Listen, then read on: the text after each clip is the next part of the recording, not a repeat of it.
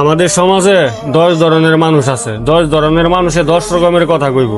আমি যে যাবো তোদের বাড়িতে যদি কেউ আমারে বলে যে তুমি তো আমাদের ধর্মের না, তুমি আমাদের বাড়িতে কেন আইছো, পরে আমি কি কম?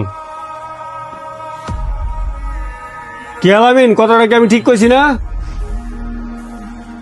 দেখ, বিয়ে শাদিতে যাওয়া হয়ে যায়, আর এটা হচ্ছে তোর ঘরের ব্যাপার, এন যাওয়াটা আমার ঠিক হইতো না।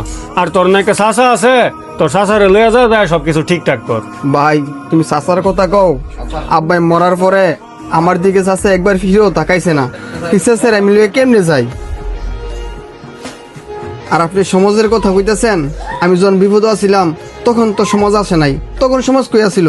আমি এখন যে জায়গায় দাঁড়ায় আছি একমাত্র আপনার জন্য।